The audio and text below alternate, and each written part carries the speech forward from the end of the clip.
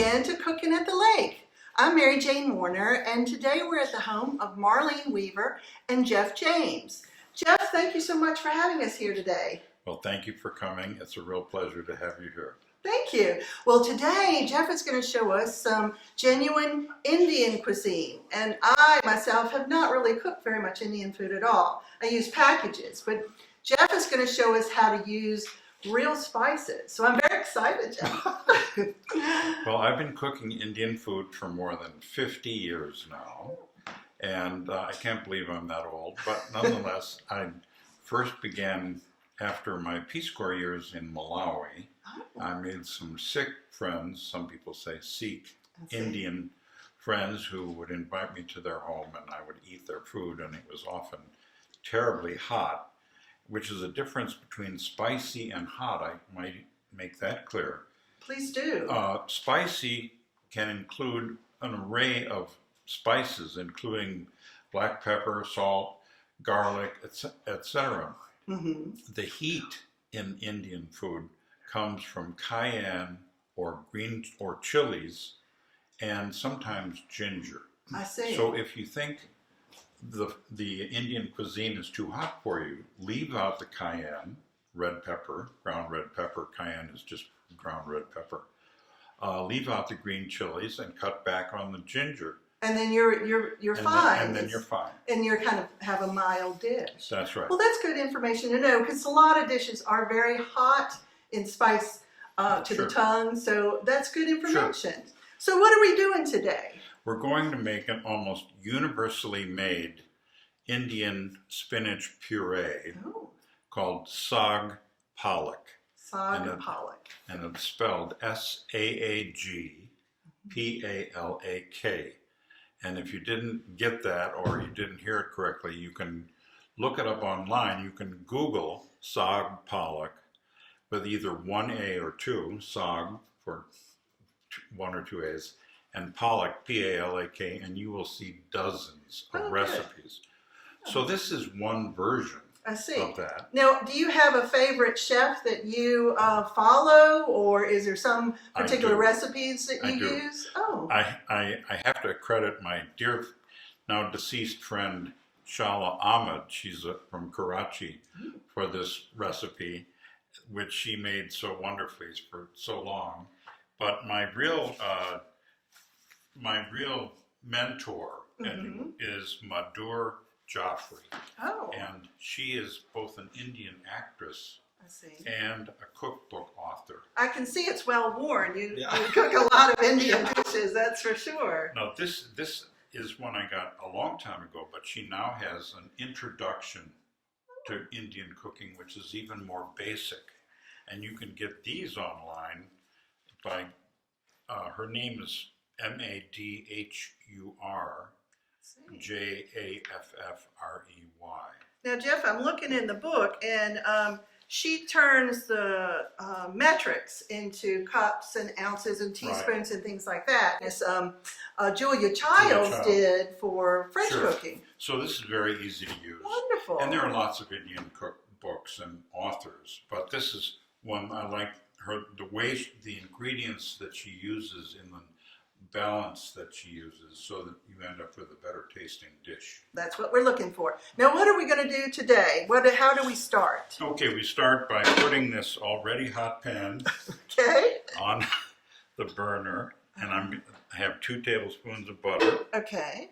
And gonna melt that. Okay. Now, while we're melting that, what items are we going to need for this particular recipe? Great.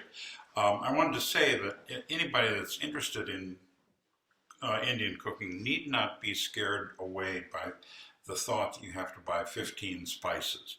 So what I've done here is to show that this dish, or any basic recipe for 85% of Indian recipes, would require these 5 or 6.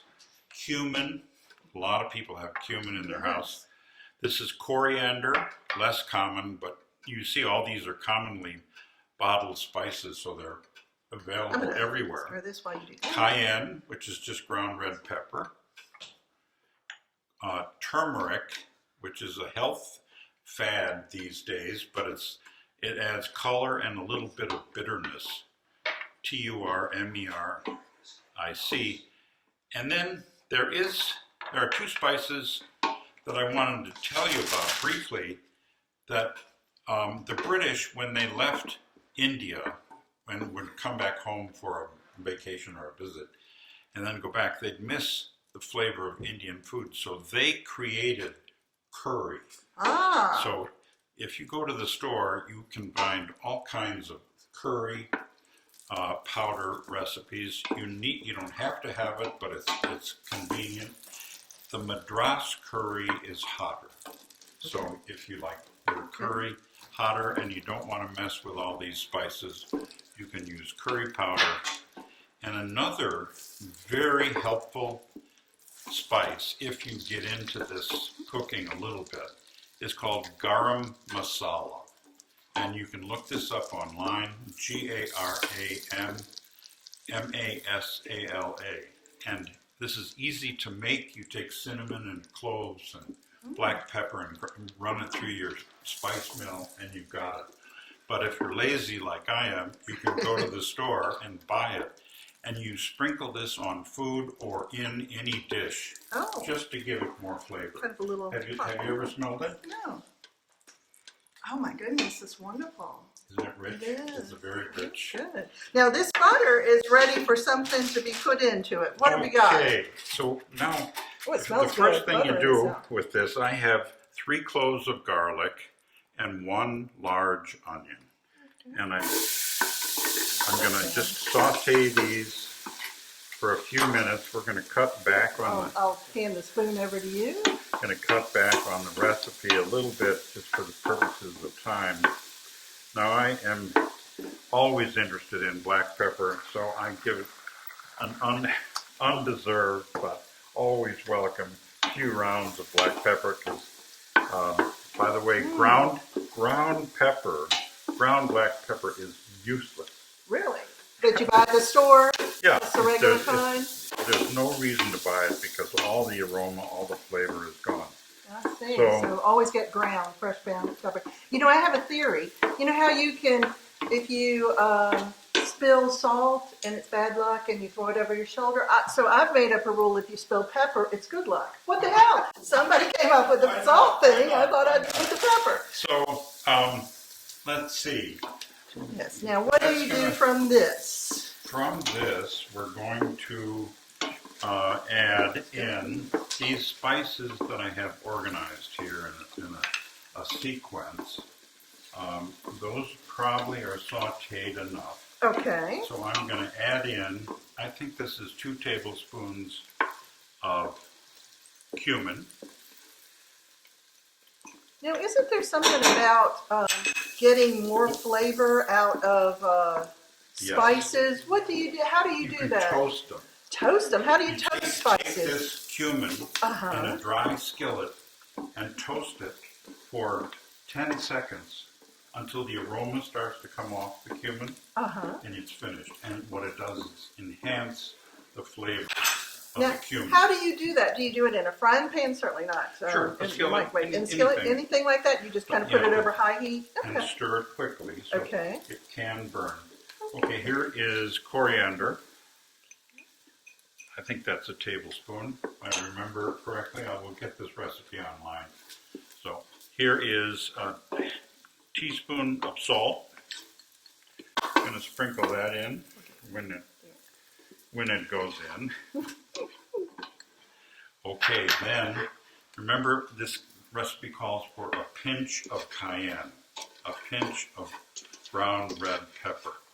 And so here is what I called a pinch today. It's probably less than 1/4 of a teaspoon. Oh my goodness. If you like it hotter, by all means, put It in. smells wonderful. Isn't that easy? Yes. Okay, there's the red cayenne, and here are 2 green chilies that I've diced. You want to dice them because no one wants to suffer the heat of a big bite of green chili.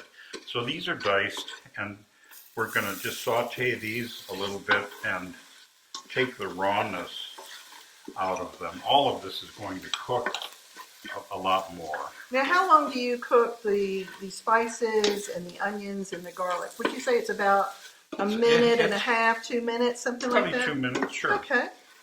And now we're going to put in the turmeric, which is the yellow spice that is now Ooh, see, this just gives it color and a little bit of flavor. I think I have a jacket that color.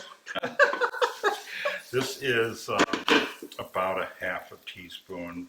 It doesn't have a strong flavor, so it doesn't matter too much if you get more or less. Now, is that what gives a lot of Indian dishes that yellow coloring? Sure, sure. I see. Or curry powder. Curry powder is often Oh my gosh, this is so often yellow, but it's probably because there's turmeric in it. Okay. You know. Yes. So we've got all that in. Oh, that looks wonderful. Now we're going to throw in 1 large tomato, which I also have diced. You can see the onions are coated with all the spices, which just look fantastic and smell wonderful. It does smell good. It does. It really does. So the equivalent of that tomato is going to go in now. Okay. You don't mind me doing all the hard work, do you? No, I need a sous chef. That's me. So there's that. And we're going to start to saute the spinach. And I'm not going to use this entire bag because for purposes of time, we just want to show you what we're doing. This is fresh out of the Food Lion bag. I trusted it. It says don't wash it, it's ready to eat. So I thought, okay, we'll tough it out with this. Good. And I'm going to put in probably half a bag. Okay. So the spinach just takes over the bowl, but at the beginning. And so you just keep stirring this, is that correct? Well, I'm going to add some water. Okay. And now, if you'll stir that real well for me, thank you. And I'm imagining the tomatoes kind of cook down as well. Is that correct? Yes, we can turn the heat up. Okay. And now we essentially wilt the spinach. Okay. And importantly, you can use spinach, you can use kale, you could use all kinds of other green leaf vegetables in this, or a mixture of kale and spinach or whatever. And you saw, I didn't even have to trim the stems of the spinach. No. It's so easy. Oh, that's wonderful. So you see how easy this is already. Now, I have a question. You said that you were in the Peace Corps when you first started to cook this, but you've been all over the world. What are some of the other locations that you've been to and that you've lived at? Well, I after Malawi, I did graduate work in African Studies at Syracuse University. Wow. And I went to Kenya to research my dissertation. I see. And in all humility, I was the first person in the entire world to interview a statistically reliable random sample of members of Parliament. Wow.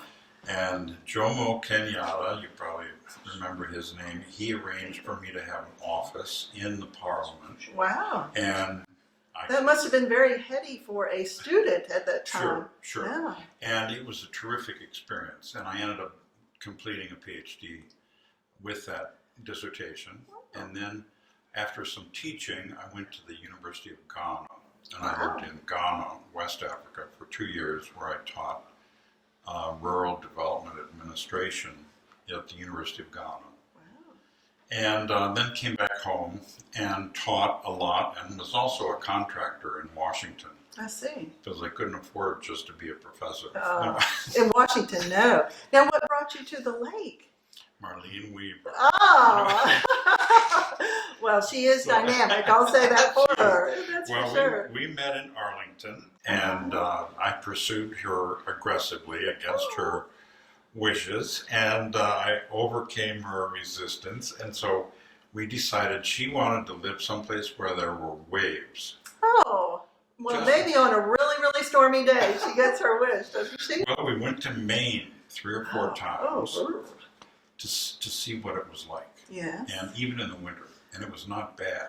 Really? But from my perspective, and there were lots of good waves. You know. Oh yeah, yeah. Water was cold, but wavy. Yeah. But it was expensive, to buy oceanfront property, I see.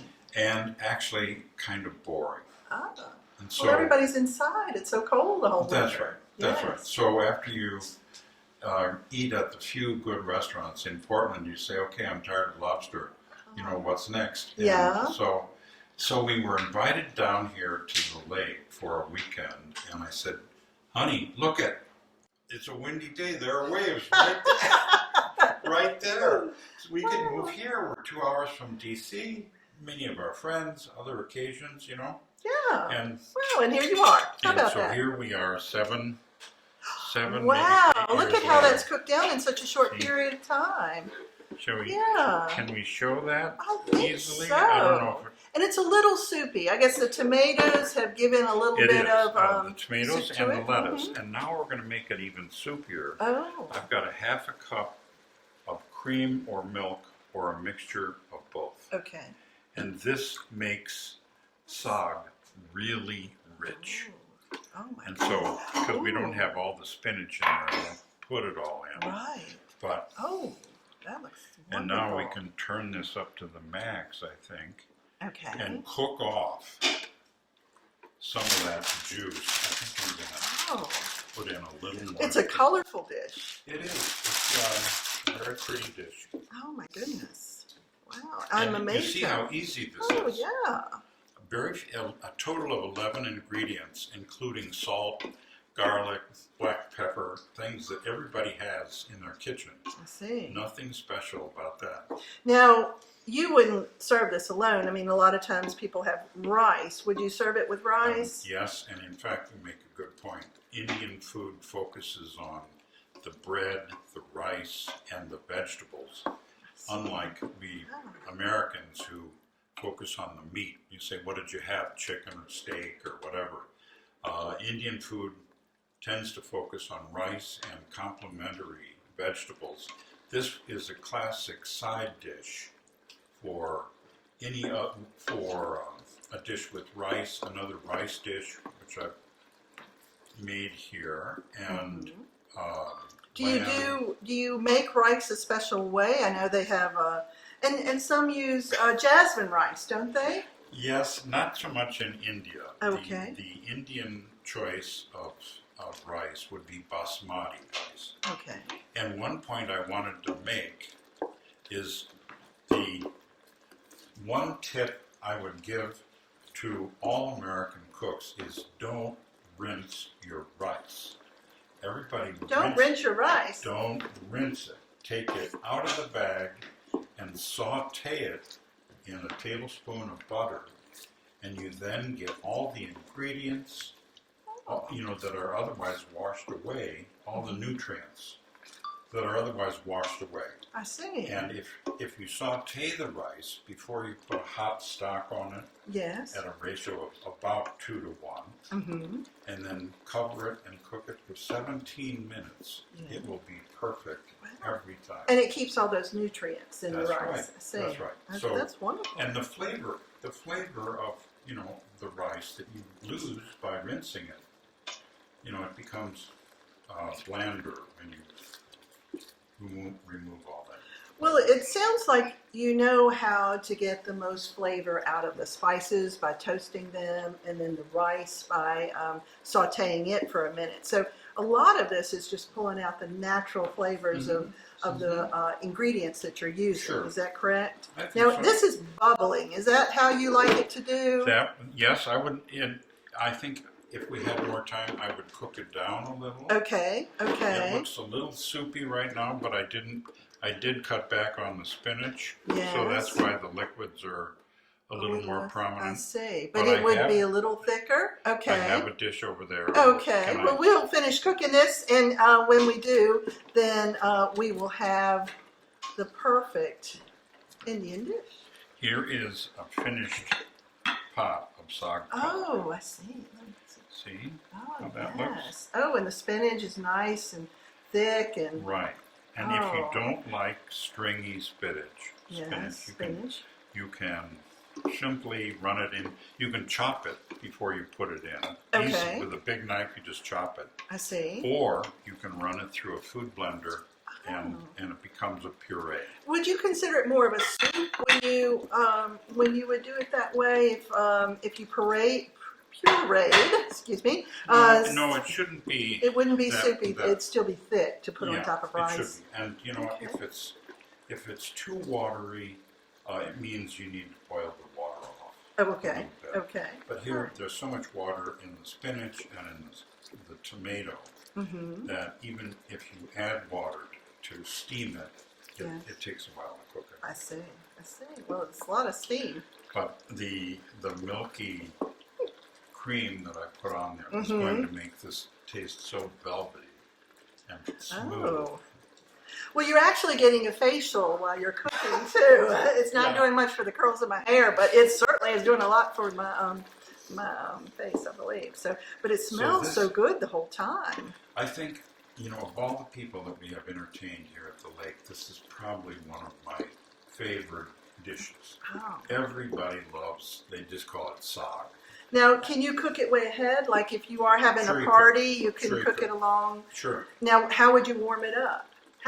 In a pan like this, Just like this? on a bowl, Okay. not too hot a flame, Okay. because you don't want to burn it.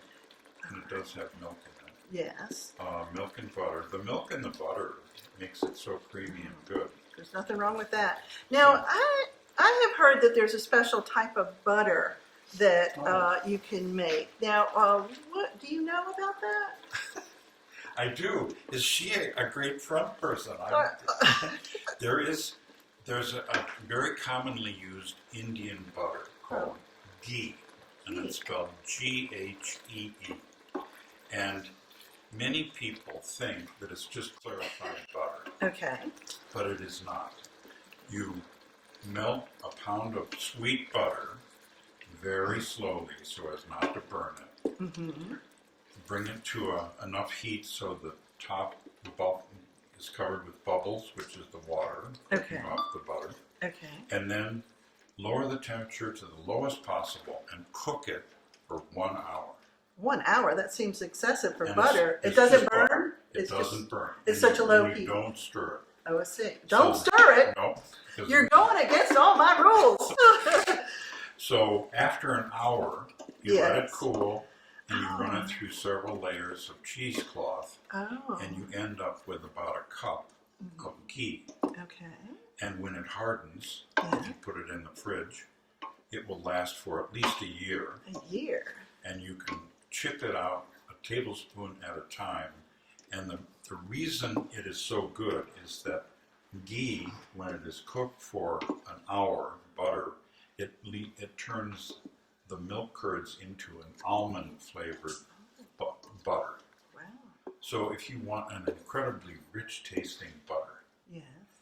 with a little bit of work once every 6 months, you can make ghee and use it with, all kinds of meals. And so, like, if you had your ghee butter, you would saute your onions with the ghee butter, Yeah, if that's what and you would do. I- And then that would bring out even more flavor. Absolutely. Okay. And I didn't do that today, but I've got ghee. Next time we come and learn another dish. That sounds good. Okay, so I think this looks like it's cooked. I think so too.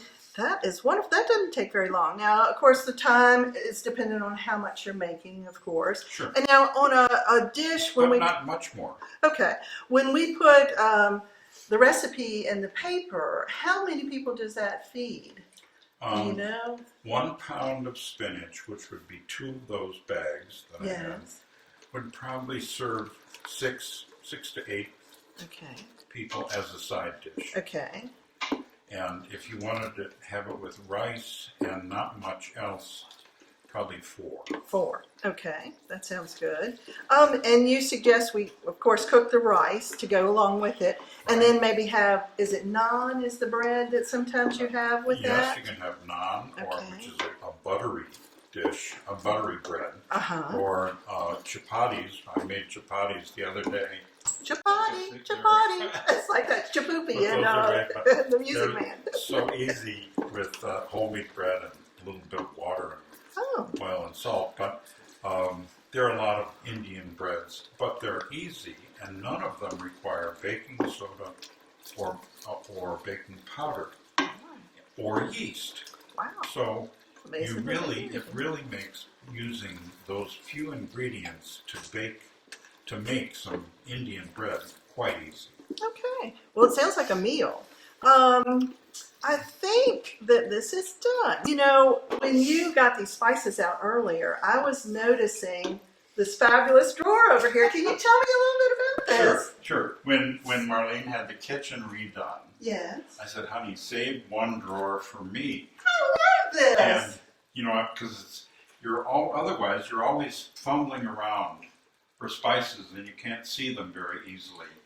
And This looks exactly like what I've got at home. Yes. so to make it easier and more logical, I alphabetized them and put them in here from bottom to top, left to right.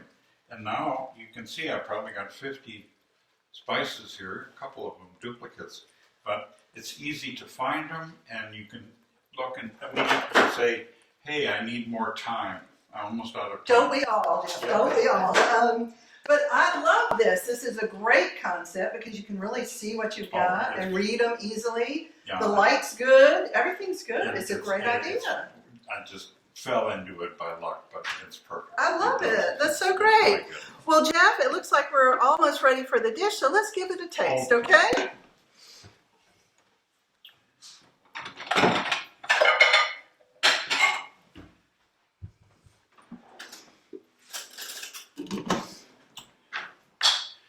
And here's our plate. Here, I'll hold the plate if you'd like. What a beautiful plate. Yeah, Marnie's plates. Is that enough as a Oh, yeah, that's starter? good. That's good, yes.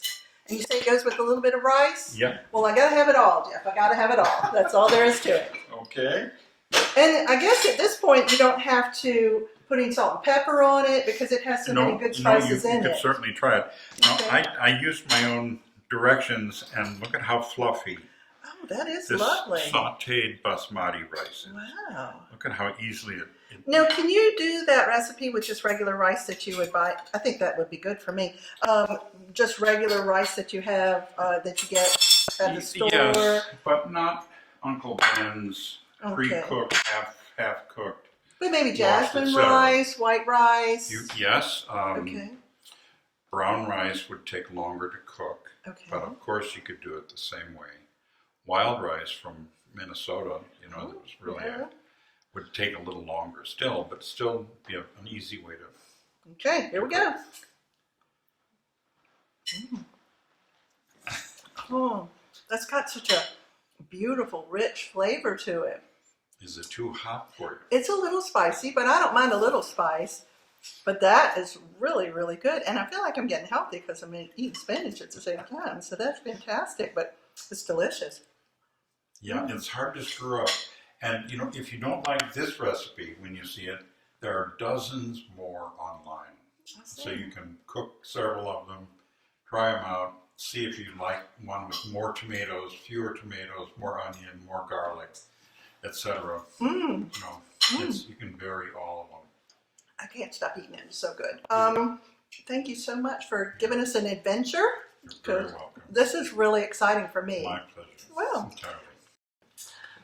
thank you for joining us again at Cooking at the Lake. And if you have a simple, easy recipe that you would like to share with everyone, please email me at maryjanewarner2501@gmail.com. And thank you again for joining us. Bye-bye.